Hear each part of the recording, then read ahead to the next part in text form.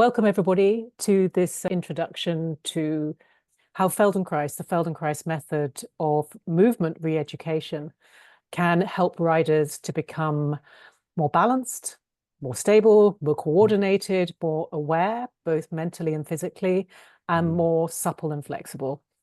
And Thomas, Shana, and I have been working together for, I think, almost over six years now, coming up for 7. That's amazing. And the reason that I asked Thomas and Shana if they were interested in Feldenkrais was I was looking at their stuff and some of their free challenges and courses they put out. And the way that Thomas and Shana train horses is remarkably similar to the way that I work with people.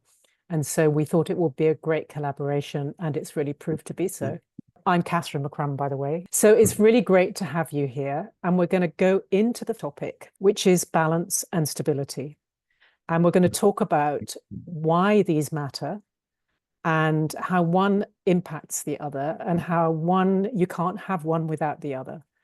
I will talk from the rider's perspective and Thomas will talk from the horse and rider perspective. I was thinking about the whole idea of balance and stability and how, for me, if you were going to have the dressage training scale, these form the foundation really of a scale that I would have if I was going to make my own training scale.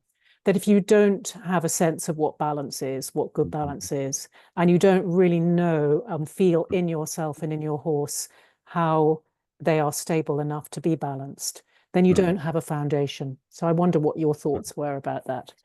That's a funny thing. The training scale, there is no balance, right?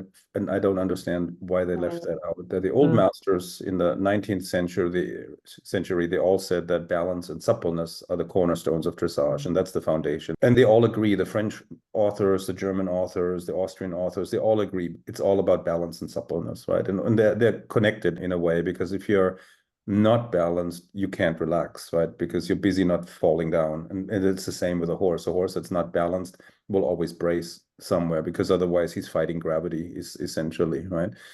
And for the horse, balance is really a combination of keeping a steady tempo that's neither too fast nor too slow, and keeping his feet on a certain line of travel, which also means circles need to be round, straight lines need to be straight. And that's really the foundation. If the horse can keep a relatively steady tempo and execute relatively accurate arena patterns, he finds his balance under the rider or at the lunge line, then he's able to relax, and then you get a decent rein contact, and then all the other things follow from there.